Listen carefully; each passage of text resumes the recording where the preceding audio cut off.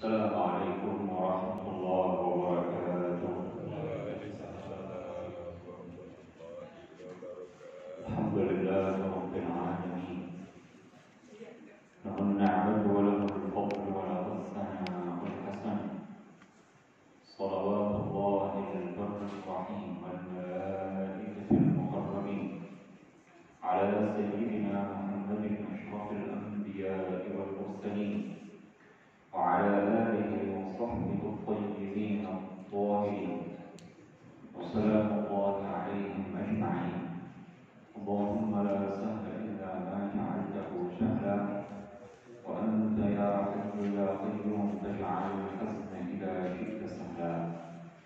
اللهم ارزقنا الإخلاص في النية والقول والعمل، ونعوذ بك من حال أهل النار. Ma'asyiral hadirin wal hadirat jamaah, semoga kita semuanya senantiasa dirahmati oleh Allah Subhanahu wa taala. Puji syukur senantiasa kita panjatkan kepada Allah, salawat dan salam semoga tercurahkan kepada baginda Rasulullah, keluarganya, para sahabatnya, dan orang-orang yang senantiasa mengikuti petunjuk dan ajaran-ajaran agama. Hadirin hadirat rahimakumullah, alhamdulillah kembali kita bisa bertemu dalam kajian tafsir ayat pilihan setiap Ahad ketiga. Ini jamaahnya segini. Biasanya ibu banyak. Belum ya? Allah minggu-minggu, bulan-bulan ke depan kembali normal ya. Jamaah yang lagi waktu itu, mudah-mudahan kita semuanya senantiasa diberikan kesehatan Allah Subhanahu wa taala, diangkat wabah, bala, musibah. Semoga Allah Subhanahu wa taala senantiasa memberikan kepada kita semuanya kemudahan untuk menjalani aktivitas-aktivitas, terutama kegiatan-kegiatan keagamaan yang bermanfaat untuk dunia dan akhirat kita. Hadirin hadirat rahimakumullah, pada kesempatan pagi hari ini kita akan membahas ayat ketiga dari surah Al-Maidah. A'udzu billahi minasyaitonir rajim. Bismillahirrahmanirrahim. Hurrimat 'alaikumul maytatu wad-damu wa lahmul khinziri wa ma uhilla li ghairillahi bihi وما أهل لغير الله به والمنخنقة والموقوذة والمتردية والنطيحة وما أكل السبع إلا ما ذكيتم وما ذبح على النصب وأن تستقسموا بالأزلام ذلكم فسق. اليوم يئس الذين كفروا من دينكم فلا تخشوهم واخشوهم اليوم أكملت لكم دينكم وأتممت عليكم نعمتي ورضيت لكم الإسلام دينا فمن اضطر في مخمصة غير متجانف لإثم فإن الله غفور رحيم. Ayat ketiga Suratul Maidah. Ma'asyiral hadirin wal hadirat jamaah yang semoga kita semuanya senantiasa dirahmati oleh Allah Subhanahu wa taala. Dalam ayat ini disebutkan oleh Allah Subhanahu wa taala beberapa makanan atau beberapa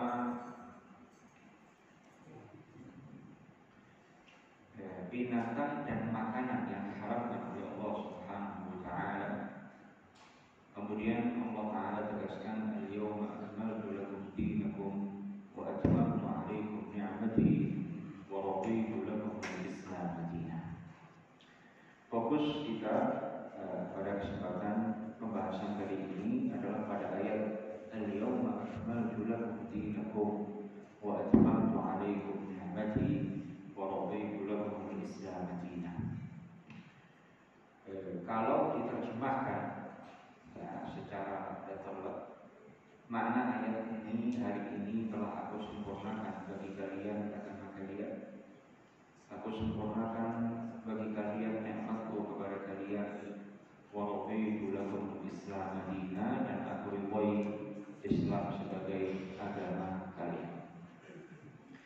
Hadirin hadirat rahimakumullah.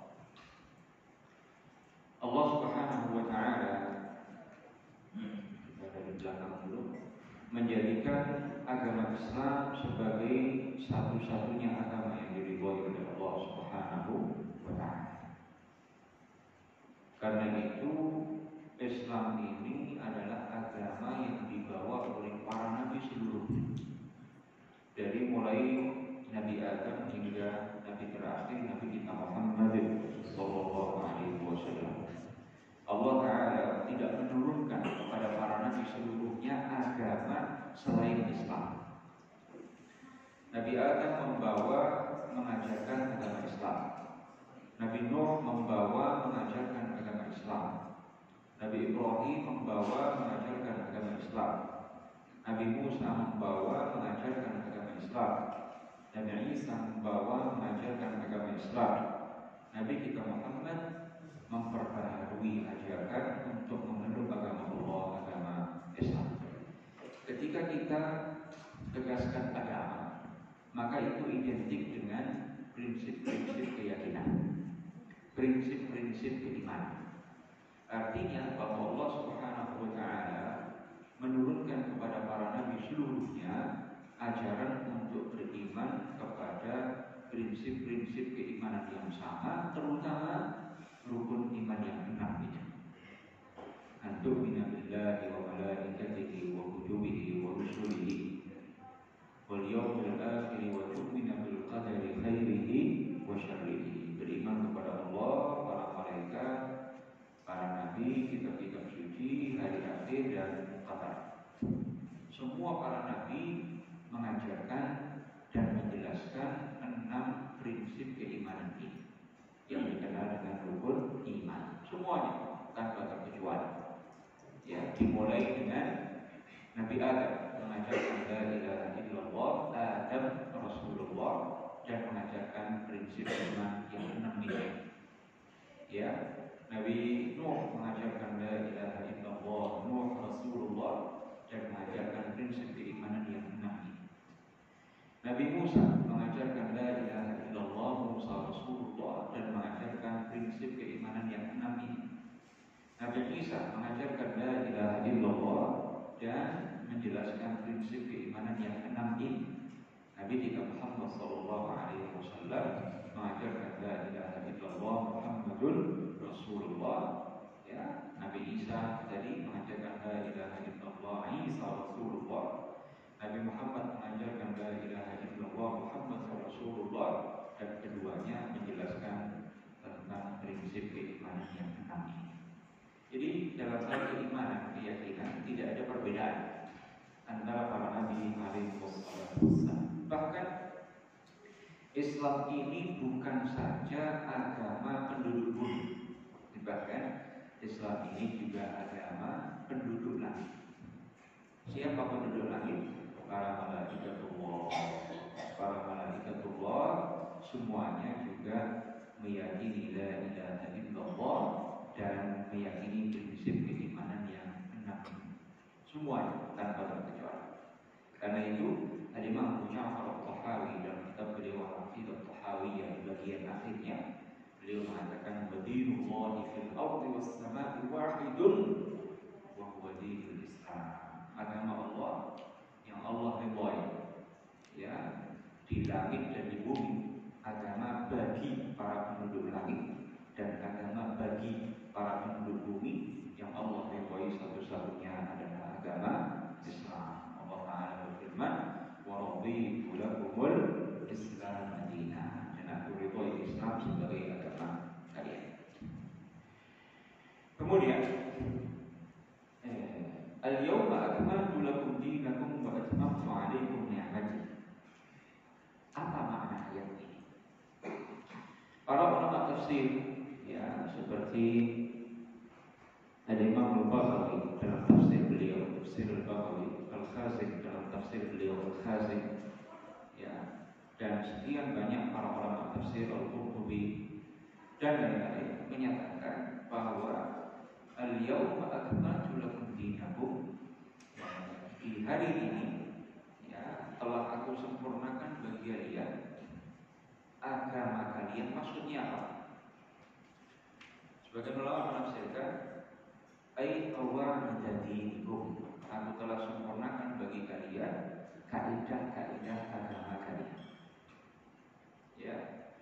Nah, sebagian ulama kaitannya dengan ayat ini secara langsung menafsirkan dinakum ai mu'aman ahkam. Kebanyakan hukum-hukum agama sudah diturunkan kepada Nabi saat itu. Ya. Jadi al-yauma akmaltu lakum dinakum. Aku telah sempurnakan bagi kalian agama kalian. Apa maksudnya dinakum? Ya, qawaid dinikum. Kaidah-kaidah agama kalian. Ya, kaidah-kaidah ya yang dengannya Islam bisa terus menghadapi tantangan zaman. Ya, kaidah-kaidah yang dengannya Islam bisa memberikan jawaban hukum terhadap semua permasalahan yang akan muncul di belakangan. Ya, nah, kaitannya dengan konteks ayat ini, orang mengatakan ayat mu'amal ahkam, kebanyakan hukum-hukum agama. Kenapa dikatakan kebanyakan hukum-hukum agama? Karena setelah itu Nabi masih turun kepadanya beberapa ayat berbicara tentang hukum. Ya, jadi Nabi SAW turun kepadanya ayat ini, al-yawma akmaltu lakum dinakum wa atmamtu 'alaikum ni'mati wa raditu lakum al-Islam dinan. Ayat ini turun di hari raya umat Islam. Maksudnya apa? Turun di hari Jumat, tanggal 9 Zulhijjah, saat beliau berada di padang Arafat, ya, puncak pelaksanaan ibadah haji. Kemudian setelah itu Nabi hidup sekitar 81 hari. Setelah turun ayat ini, Nabi hidup 81 hari. Ya, sampai kemudian beliau wafat. Nah, dalam jangka 81 hari ini masih turun kepada beliau beberapa ayat suci Al-Quran dan beberapa hukum. Ya, seperti apa? Ayat riba, ayat tentang riba. Ya, yang terakhir itu turun di rentang waktu ini. Ayatul kalalah, ayat tentang seseorang yang meninggal yang tidak memiliki orang tua dan memiliki anak sebagai ahli waris, yang punya saudara-saudara saja, tidak punya bapak ibu sudah meninggal, anak-anak juga tidak punya, yang punya saudara-saudara saja. Nah, ini dua rangkaian ayat ini, ayat riba dan ayat kalalah, ini turun dalam rentang waktu 81 hari yang tersisa dari kehidupan Nabi Sallallahu Alaihi Wasallam. Ya, demikian pula setelah ayat ini masih turun beberapa ayat yang tidak berbicara tentang hukum, sampai turun ayat terakhir, wattaqu yawman turja'una fihi ila Allah, tsumma tuwaffa kullu nafsin bima kasabat wa hum la yuzlamun. Ini ayat terakhir yang turun kepada baginda Nabi Muhammad sallallahu alaihi wasallam. Oleh karenanya, ya, maka tidak bisa dipahami, ya, secara letterlek. Maknanya al-yawma akmaltu lakum dinakum berarti agama sudah sempurna. Setelah ini tidak ada satupun ayat yang turun, tidak ada hukum satupun yang turun, tidak bisa. Kalau orang meyakini al-yawma akmaltu lakum dinakum, artinya agama sudah sempurna, tidak boleh ada hukum apapun setelah itu artinya akan menolak sekian banyak ayat-ayat suci Al-Quran. Itu artinya akan menolak hukum riba, karena ayat riba turun setelah itu. Itu artinya akan menolak ayatul kalalah, ayat yang berbicara tentang warisan, ya, orang yang tidak punya ahli waris dari orang tua dan anak kecuali saudara-saudara saja.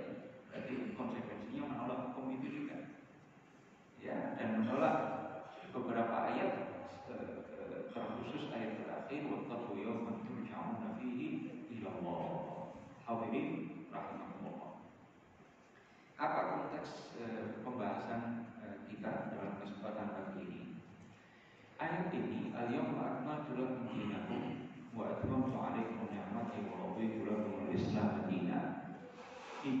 dijadikan sebagai dalil untuk mengharamkan semua perbuatan baik yang tidak disebutkan secara eksplisit dalam Al-Quran, tidak disebutkan secara eksplisit dalam hadis, tidak dilakukan di masa Rasulullah SAW.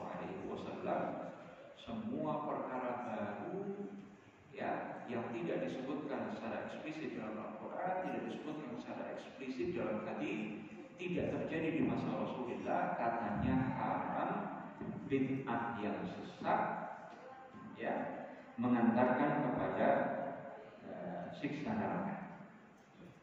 Berdasarkan pemahaman seperti ini, maka kelompok ini mengharamkan peringatan Maulid Nabi, peringatan Isra dan Mi'raj, ya, menghidupkan malam nisfu Sya'ban, ya, salawat Nabi dengan suara yang keras setelah azan, membuat pengimaman di masjid-masjid, ya, membuat menara-menara, membuat kubah-kubah, termasuk kubah di atas makam Nabi Sallallahu Alaihi Wasallam.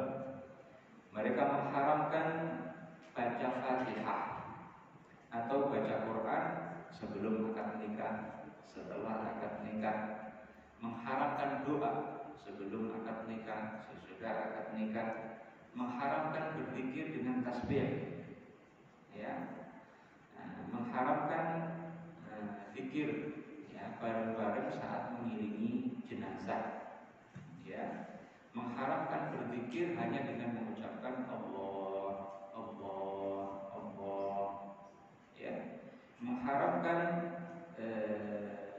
majelis-majelis zikir, ngumpul-ngumpul untuk baca zikir bersama, mengharamkan salawat Nabi 1000 kali misalnya, atau 10.000 kali misalnya, dengan bimbingan seorang guru misalnya, ya, dan semacamnya. Jadi konsekuensi dari pemahaman seperti ini, sekian banyak perkara yang baik dalam Islam menjadi haram hukumnya. Maka kita tegaskan ini salah paham terhadap ayat suci Al-Quran, al-yawma akmaltu lakum dinakum wa atmamtu alaikum ni'mati wa raditu lakum al-Islam dinan. Ya, karena makna ayat ini yang sebenarnya, ya, tadi Allah Ta'ala telah sempurnakan bagi kalian umat Muhammad dinakum ay mu'tamal ahkam, kebajikan hukum. Bukan berarti setelah itu tidak ada ayat yang turun atau hukum yang turun setelah itu. Ya, kemudian secara umum makna ayat ini, aku telah sempurnakan untuk kalian kaidah agama kalian. Hadirin rahimakumullah, munculnya perkara-perkara baru setelah Nabi meninggal dan seterusnya. Ini adalah sebuah keniscayaan. Kita tidak mungkin menghentikan deru perputaran roda zaman, tidak mungkin. Ya, orang tidak mungkin menutup mata, ya, semua perkara baru yang muncul setelah Nabi, ya, tidak boleh dilakukan. Najobur, tidak mungkin. Ya, sekian banyak perkara baru muncul setelah Nabi meninggal. Maka ada dua kemungkinan: tidak ada hukumnya. Dan ini jelas tidak mungkin. Karena kalau dikatakan sekian banyak perkara muncul setelah Nabi, tidak ada hukumnya, berarti menuduh syariat Islam tidak sempurna, menuduh Islam tidak bisa menjawab tantangan zaman, menuduh Islam tidak bisa memberikan jawaban hukum terhadap permasalahan-permasalahan yang muncul setelah Nabi meninggal. Ya, maka kemungkinan pertama ini tidak mungkin. Tidak mungkin sekian banyak peristiwa, ya, perbuatan-perbuatan mukallaf muncul lalu tidak ada hukumnya dalam agama. Kemungkinan kedua, ada jawaban hukumnya. Jawaban hukumnya ini ada tiga kemungkinan. Semuanya haram, itu tidak mungkin. Atau semuanya halal, itu juga tidak mungkin. Ya, yang tepat. Setiap perkara baru yang muncul setelah Nabi meninggal, maka dikonfirmasikan dengan kaidah-kaidah agama. Kalau dia masuk qawaidut tahrim, kaidah-kaidah yang menunjukkan keharaman sesuatu, dihukumi haram. Kalau masuk pada qawaidut al-ijab, kaidah-kaidah yang menunjukkan perkara itu wajib, maka masuk dalam kaidah ini hukumnya wajib. Kalau masuk dalam qawaidun nadb, kaidah-kaidah yang menunjukkan kesunahan sesuatu, maka dia hukumnya sunnah. Kalau dia masuk pada qawaidul al-karahah, berarti dia dihukumi makruh. Kalau dia masuk pada qawaidul ibah, berarti dihukumi mubah. Ini yang sesuai dengan dalil-dalil yang ada, dan ini pula yang sesuai dengan cara berpikir bernalar yang sehat. Ya, sekarang kebaikan itu kan sifatnya substantif, sebuah substansi. Ini baik ya baik. Ya, maka kebaikan sebuah perkara tidak dilihat dari zamannya. Kalau terjadi di zaman Nabi baik, setelah zaman Nabi semuanya buruk, tidak bisa begitu. Ya, tidak bisa begitu. Sekarang di masa kita sekarang ini muncul namanya Jumat Berkah. Apa ada itu di masa Nabi orang ngasih makanan setelah orang Jumatan? Ada. Di masa Abu Bakar, Omar, Utsman, Ali tidak ada.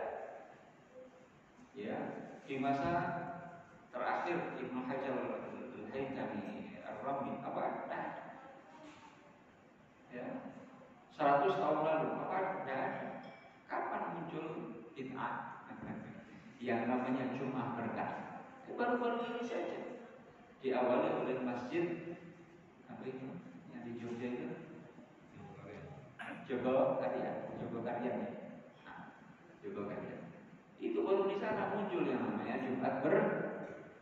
Sekarang hampir atau di banyak masjid di Jakarta ini rata-rata mengadakan namanya yang Jumat Berkah. Apa yang terjadi? Orang semakin rajin bersemangat untuk sholat Jumat. Ya, orang-orang di jalan sudah pasti mampir. Ya, abang-abang ojol pasti mampir. Tadinya mungkin ada yang malas-malasan sholat Jumat. Oh ini enggak. Sekarang semangat semuanya untuk hadir sholat Jumat. Kenapa? Ada makan gratis habis sholat Jumat Berkah. Nah, ini bid'ah ini. Ya, coba kalau kita mikir, ini baik atau baik? Baik. Masuk akal nggak kalau orang mengatakan ini buruk?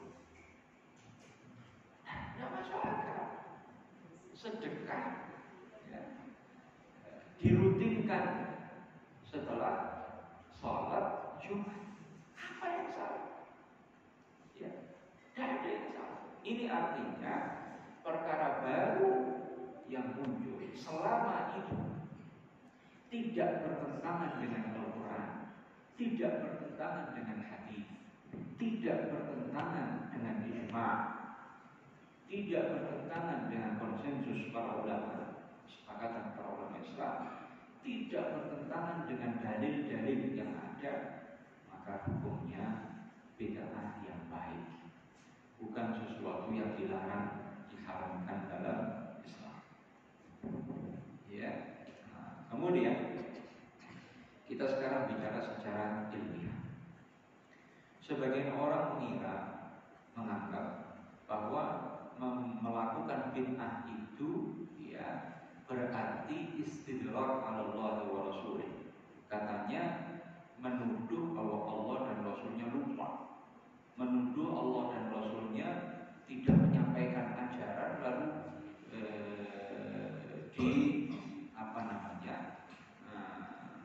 diketahui oleh pembuat bid'ah, lalu memasukkannya ke dalam agama. Ini pemahaman yang keliru. Ya, kalau orang menilai bahwa membuat bid'ah, merintis perkara baru yang baik setelah Nabi meninggal, berarti itu nambah ajaran agama. Ya, ini persepsi yang menyesatkan. Ya, sekarang saya tanya, apa ada bid'ah yang nambah sholat 5 waktu jadi 6? Tidak ada. Apa ada bid'ah puasa wajib ada selain Ramadan? Enggak ada.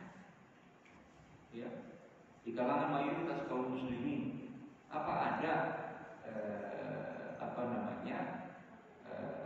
bid'ah haji umroh di antara umat Islam ini ke tempat selain Ka'bah? Ya, jadi persepsi, ya, atau bahkan stigmatisasi, ya, bahwa membuat perkara baru yang baik setelah Rasulullah meninggal itu nambah ajaran agama. Ya, itu sekali lagi itu tudingan yang tidak berdasar, tudingan yang berlebih-lebihan. Ya. Pada kenyataannya apa yang terjadi? Kenyataannya, ya, bid'ah yang muncul itu, ya, tidak lebih dari mengokohkan, memperkokoh bangunan ajaran agama yang sudah ada, ya, atau mewujudkan kaidah-kaidah yang sudah ada dalam ekspresi dan bentuk-bentuk yang sedikit berbeda, ya, dari yang ada sebelumnya. Ya, misalnya Nabi Shallallahu Alaihi Wasallam, salah satu bentuk syukur beliau atas kelahiran beliau di hari Senin, beliau puasa hari Senin. Nah, kaum muslimin setelah itu melakukan atau bentuk syukur kepada Allah dengan ekspresi yang sedikit berbeda, yaitu dengan melakukan peringatan Maulid. Itu saja yang terjadi. Ya, tidak lebih dari itu.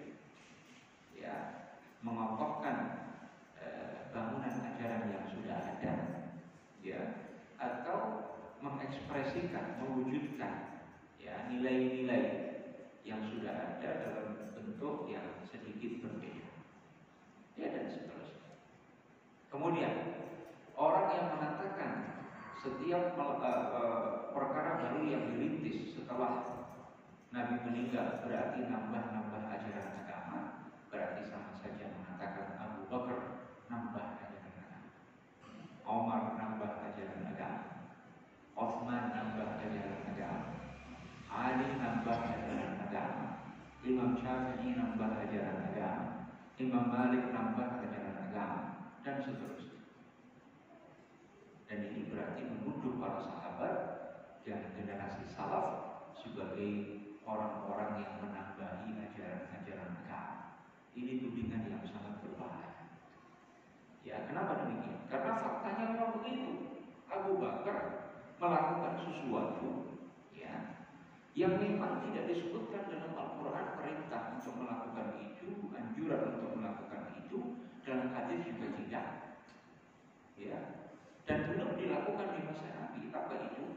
Jam'ul Quran di mushafin wahid, menghimpun Al-Quran dalam satu buku. Ya, di masa Nabi Al-Quran semuanya sudah ditulis, ya, tapi di pelepah-pelepah kurma, di kulit-kulit binatang, ya, berserakan. Nah, saat Abu Bakar radhiyallahu taala anhu menjabat sebagai khalifah, banyak hafadzul Quran, banyak para sahabat yang hafal Al-Quran meninggal, ya, di peperangan. Maka Omar mengusulkan kepada Abu Bakar untuk melakukan kodifikasi Al-Quran dalam satu buku. Coba, ada nggak itu perintah seperti itu dalam Al-Quran? Dalam hadis? Dilakukan di masa Nabi? Tidak. Tapi dilakukan di masa Abu Bakar dengan kesepakatan semua sahabat. Ada yang protes nggak di antara para sahabat? Tidak. Ya. Umar radhiyallahu taala beliau melakukan apa? Jam'un nas, mengumpulkan orang-orang ya untuk melakukan sholat di malam Ramadan di belakang satu imam, memobilisasi kaum muslimin untuk melakukan sholat yang kemudian dikenal dengan nama sholat tarawih ya di malam-malam Ramadan di belakang satu imam. Yang terjadi di masa Nabi, Nabi tidak pernah ngajak kaum muslimin untuk sholat malam berjamaah ya di malam-malam Ramadan. Nabi ngajak. Yang terjadi Nabi suatu hari sholat di pertengahan malam itu ketahuan sahabat, sebagian sahabat itu. Hari kedua Nabi sholat lagi di tengah malam, bukan habis isya, tengah malam. Sahabat yang tahu lebih banyak itu. Akhirnya pada malam ketiga banyak para sahabat kumpul mau melakukan sholat bersama Nabi di tengah malam. Nabi kemudian ditunggu-tunggu para sahabat, malam itu Nabi tidak keluar. Keesokan paginya Nabi mengatakan kepada para sahabat, innahu la yakhfa alayya maqamukum al-barihah. Saya tahu kalian tadi malam pada kumpul ya untuk melakukan sholat di tengah malam bersama aku. Saya tahu itu. Ya, tapi aku sengaja tidak keluar ya khasyatan tufradu alaikum fata'jizu anha. Saya khawatir itu sholat malam setelah di pertengahan malam, di malam-malam Ramadan, aku takut itu diwajibkan kepada kalian setiap tahun sehingga kalian nanti tidak akan mampu melakukannya. Sehingga setelah itu tidak ada mobilisasi sama sekali. Dari awal juga tidak ada mobilisasi. Tidak ada ajak-ajak untuk ngumpul sholat di malam Ramadan. Di masa Abu Bakar begitu, di masa Umar begitu, di permulaan masa Umar begitu. Masing-masing sholat sendiri di tengah malam, ya, atau sholat ada jamaah satu, di sana ada jamaah dua, di sana ada orang sholat jamaahnya 3 orang. Nah, Sayyidina Umar di malam Ramadan kelihatan itu, ya Allah, ini pada terpencil masing-masing sholat sendiri, ada yang jamaahnya 2 orang, 3 orang. Lau jama'tum khalfa imamin wahidin lakana afdal. Kata beliau, andai saja aku kumpulkan mereka di belakang satu imam, itu lebih baik. Maka keesokan harinya beliau instruksikan kaum muslimin untuk melakukan sholat malam di malam Ramadan beda dengan Nabi. Ya, dalam hal apa perbedaannya? Pertama, Sayyidina Umar ngajak ngumpul, nyuruh orang.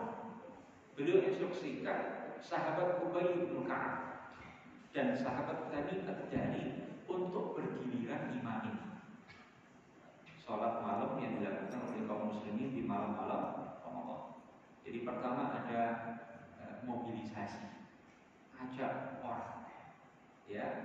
Kedua nentuin imam, ada imam khusus, imam tarawih itulah kalau sekarang. Dan itu 2 sahabat ternama, sahabat Ubay bin Ka'ab, aqra'us sahabat, sahabat yang paling pas, paling bagus bacaan Quran. Ubay bin Ka'ab dan sahabat kami Ibnu Aus ad-Dari. Kedua, apa yang dilakukan Sayyidina Umar? Mengumpulkan orang untuk sholat di malam Ramadan setelah Isya. Padahal Nabi sholatnya apa? Di tengah malam. Sayyidina Umar memerintahkan sholat 20 rakaat. Ya, nah, bukan seperti Nabi rakaat sholat Nabi. Ya, Nabi tidak sampai 20 rakaat, tapi panjang Nabi sholat. Tidak sampai 20 rakaat, tapi panjang Nabi baca. Nah, Ini kalau menurut ya golongan yang mengatakan Islam sudah sempurna, berarti Omar nambahin ajaran Islam. Berarti Omar ini seakan-akan bagi mereka raja bid'ah. Karena melakukan sesuatu yang tidak pernah dilakukan oleh Nabi dan tidak dianjurkan. Ngajak-ngajak orang, Nabi tidak pernah melakukan itu. Ya, nentuin imam, Nabi tidak pernah melakukan itu. Ya, kemudian dilakukan habis isya, bukan di pertengahan malam, Nabi tidak pernah melakukan itu. Ya, 20 rakaat, Nabi tidak melakukan itu.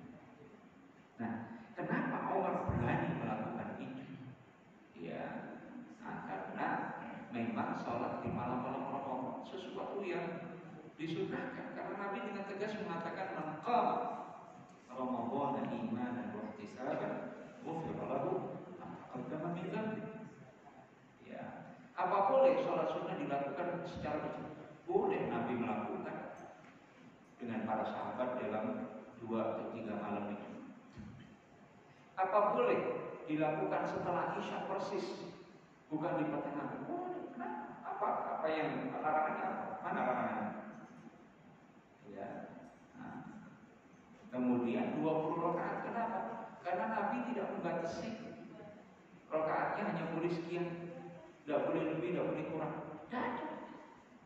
Nabi batasi itu tidak ada. Ya. Nah, makanya Sayyidina Umar melakukan itu.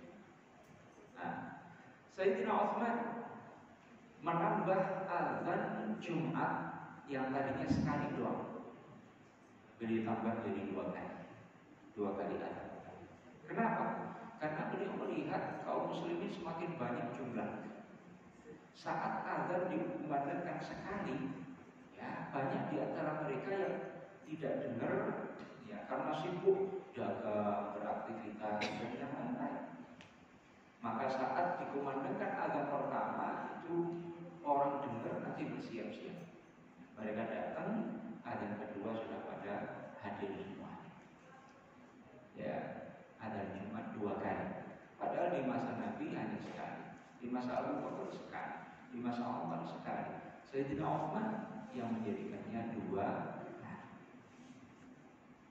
Ya. Kemudian Sayyidina Ali bin Abi Thalib, ya, beliau ini terkenal bikin redaksi sholawat sendiri. Dan bukan hanya beliau, Abdullah bin Abbas bikin redaksi sholawat, Abdullah bin Umar bikin redaksi sholawat sendiri. Dan beberapa sahabat juga beberapa tabi'in bikin sholawat, redaksi sholawat sendiri. Ya, padahal sholawat yang diajarkan oleh Ali ini dan beberapa sahabat tidak pernah diajarkan oleh Nabi. Ya, mereka bikin redaksi sholawat sendiri. Bahkan sampai sekarang para ulama masih ngarang redaksi sholawat. Intinya sholawat, cuma ada formula yang sedikit berbeda. Imam Syafi'i bahkan juga ngarang redaksi sholawat sendiri. Beliau dalam kitab beliau Ar-Risalah di bagian pembukaannya, beliau ngarang sholawat sendiri. Beliau tulis Wassallallahu ala nabiyyina Muhammadin kullama dzakarahu dzakirun wa ghafala an dzikrihil ghafilun. Itu genuine karangan Imam Syafi'i. Tidak pernah ada sebelum itu yang bikin sholawat dengan redaksi itu. Ya, Wassallallahu atau Wassallallahu ala nabiyyina Muhammadin kullama dzakarahu dzakirun wa ghafala an dzikrihil ghafilun. Atau kurang lebih kalau kita redaksikan dengan bentuk amr atau bentuk doa, Allahumma shalli ala sayyidina Muhammadin, atau Allahumma shalli wa sallim ala sayyidina Muhammadin kullama dzakarahu dzakirun wa ghafala an dzikrihil ghafilun. Ini sholawat luar biasa.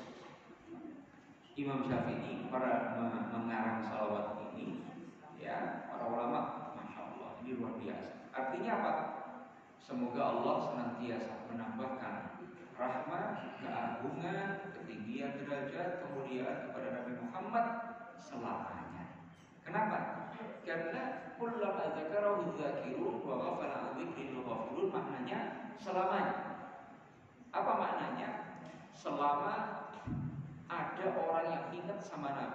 dan ada orang yang lupa sama Nabi.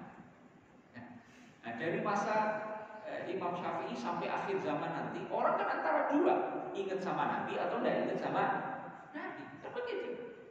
Ya, berarti apa? Mohon agar Allah Ta'ala menambahkan rahmat dan keagungan kepada Nabi Muhammad selamanya. Ya, maka mengarang-ngarang redaksi sholawat ini bid'ah, tapi dilakukan oleh para sahabat, para tabi'in, para ulama salaf. Ya, nah, jadi kalau dan masih banyak lagi. Ya, Sayyidina Umar, ya, Ibnu Abdul Aziz, itu orang yang pertama kali bikin pengimaman di Masjid Nabawi, petunjuk arah kiblat. Ini kayak masjid seperti ini, kalau orang belum tahu asal kiblatnya, belum tahu, ini bisa salah ngadep ini. Ya, karena tidak ada petunjuknya. Ya, seandainya kalimat Allah mimbar ini tidak ada semuanya, bangunan begini doang, orang tidak akan tahu mana arah kiblat ini. Nah, maka Sayyidina Umar bin Abdul Aziz bikin mihrab, ya, puakan, ya, lubang di arah kiblat. Itu tujuannya apa? Petunjuk arah kiblat. Itu juga mengalami modifikasi. Di masa Sayyidina Umar bin Abdul Aziz itu hanya setengah meteran begitu, puakan di arah kiblat setengah meteran. Sekarang sampai imamnya masuk, ya, bahkan lebih. Bahkan lebih. Ya. Nah, ini juga dilakukan oleh seorang Khalifah Rasyid Umar bin Abdul Aziz. Pemberian titik harakat, ya, baris dalam Al-Quran itu tidak ada di masa Nabi, para sahabat, baru ada di masa tabi'in. Sahabat seorang tabi'in Yahya bin Ya'qub, beliau orang yang pertama kali mengadakan. Jadi hadirin rahimakumullah, mereka yang mengatakan ayat ini al-yawma akmaltu lakum dinakum wa atmamtu 'alaikum ni'mati wa raditu lakum al-Islam dinan, artinya Islam sudah sempurna dalam arti, ya, tidak ada hukum baru sama sekali setelah itu. Ini berbahaya, ini keliru. Begitu juga orang yang beranggapan karena salah memahami ayat ini, ya, bahwa orang yang membuat perkara-perkara baru yang baik itu nambah-nambah ajaran agama, itu tudingan yang sangat berbahaya. Berarti mengatakan Abu Bakar, Umar, Utsman, Ali, Khalifah Umar bin Abdul Aziz dan seterusnya nambah-nambah ajaran agama. Ya. Nah, faktanya para ulama semuanya tidak ada yang sependapat dengan pendapat ini.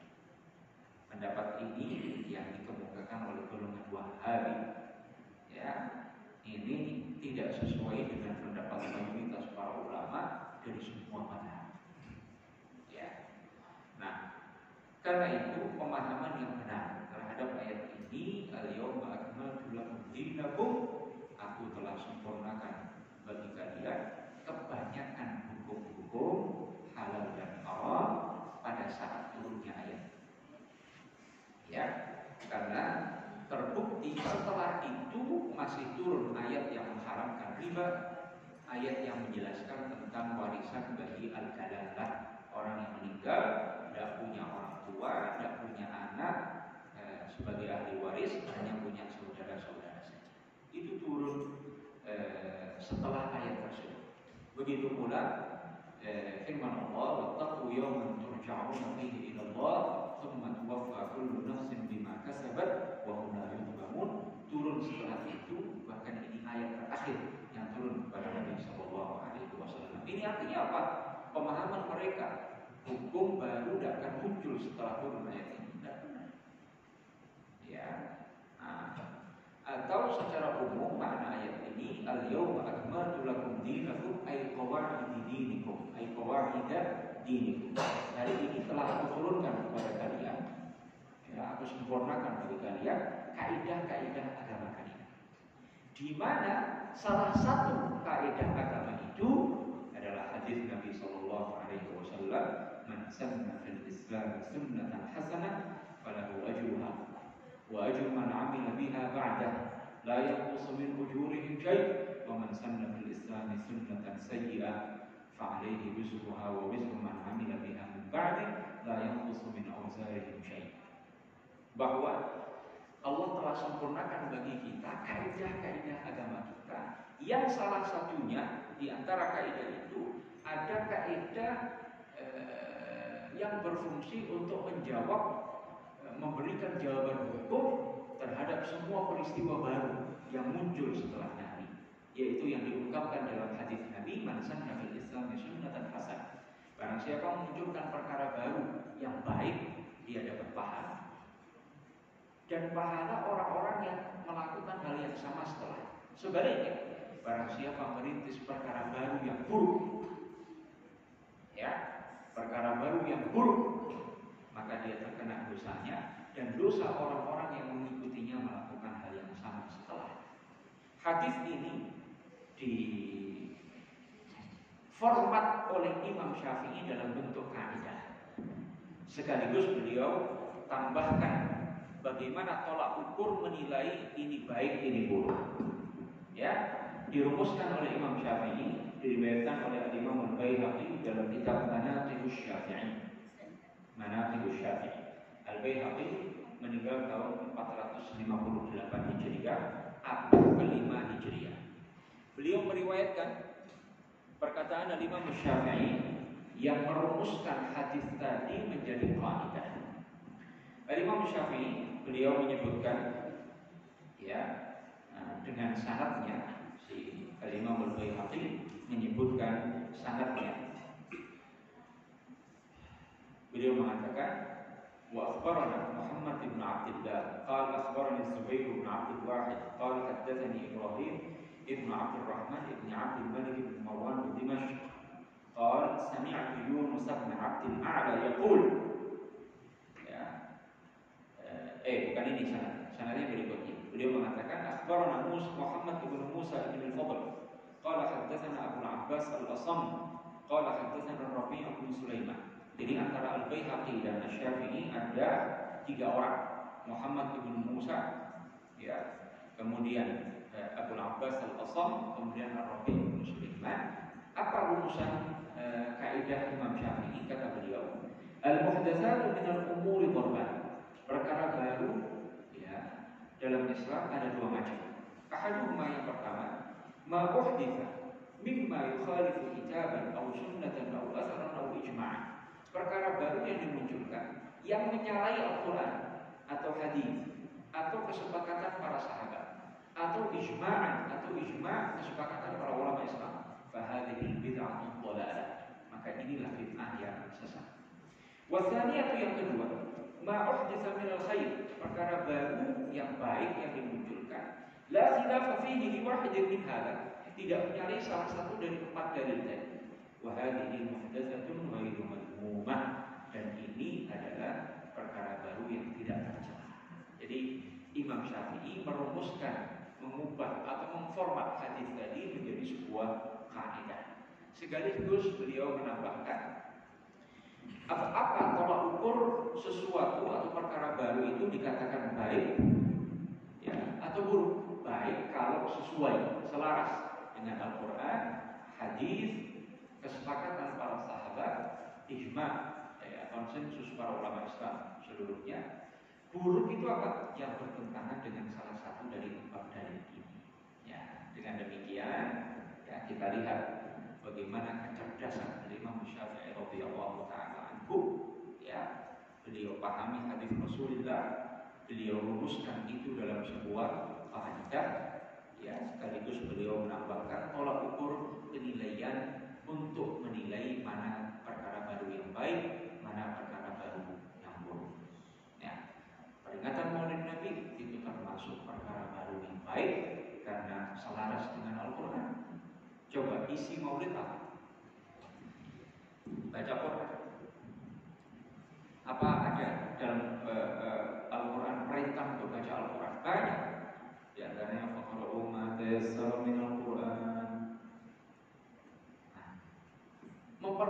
salawat dan salam untuk Nabi. Ada nggak dalam Quran? Ada. Ya ayyuhalladzina amanu shallu alaihi wa sallimu taslima. Bagi-bagi makanan itu apa sih? Bagi makanan itu apa sih? Sedekah. Ada nggak perintah sedekah dalam Al-Quran? Banyak sekali. Ya. Kemudian mengkaji ya sejarah kelahiran Nabi. Ada nggak itu dalilnya dalam Al-Quran? Ada. Kita diperintahkan untuk menjadikan Nabi sebagai teladan. Kita diperintahkan untuk mencintai Nabi.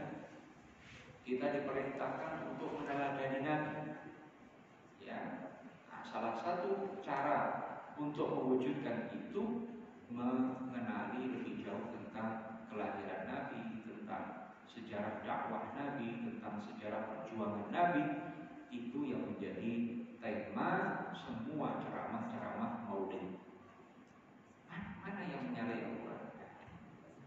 Menyalahi hadis? Tidak. Menyalahi ijma? Tidak. Menyalahi kesepakatan? Tidak. Mereka bilang tabdzir mubadzir. Mubadzir itu apa definisinya? Menggunakan harta untuk melakukan sesuatu yang diharamkan oleh agama. Itu mubadzir namanya. Ya, sekarang orang yang sedekah di peringatan Maulid itu makanan dimakan kagak itu? Habis. Ya. Jangankan makanan sedikit, yang banyak juga habis dimakan di situ atau dibawa pulang. Mana mubadzirnya mana? Ada unsur tabdzir di situ. Ya, innal mubadzirina min ikhwani syayatin itu apa? Ikhwan apa? Gimana ayatnya? Kanu ikhwan syayatin. Innal mubadzirina kanu ikhwan syayatin. Itu tabdzir itu menggunakan harta untuk sesuatu yang diharamkan dalam agama. Itu baru namanya tabdzir. Nah ini kan tidak. Ya. Jadi tidak ada menyalahi Al-Quran, hadis, asar, ijma. Yang ada justru ijma para ulama akan kebolehan peringatan Maulid. Tidak ada. Sejak kemunculan peringatan Maulid tidak ada seorang pun ulama yang mengharamkan peringatan Maulid. Bahwa ada sebagian ulama melarang peringatan Maulid yang mengandung unsur yang haram. Maksud mereka unsur yang haram ini loh, jangan sampai ada dalam peringatan Maulid. Yang haram ini yang dibuang, ya, bukan peringatan Maulidnya. Nah, ini selain itu tidak ada seorang pun ulama Islam mengharamkan peringatan Maulid Nabi besar Muhammad SAW dari kalangan para ahli fikih, ahli hadis, ahli tafsir. Tidak ada seorang pun yang melarang, mengharamkan, tidak ada.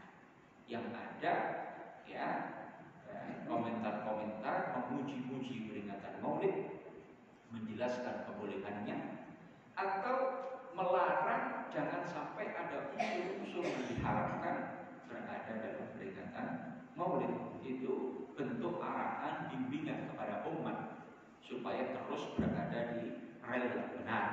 Maulid ayo pada dilakukan, tapi jangan ada unsur-unsur yang haram dalam peringatan Maulid Nabi besar Muhammad Sallallahu Alaihi Wasallam. Ini makna dan penjelasan yang benar terhadap firman Allah Taala, "Al-yawma akmaltu lakum dinakum wa atmamtu 'alaikum ni'mati wa raditu lakumul Islam." Inilah materi kita pada kesempatan pagi hari ini, mudah-mudahan bermanfaat. Sebelum kami tutup, barangkali ada 1-2 pertanyaan kami persilakan.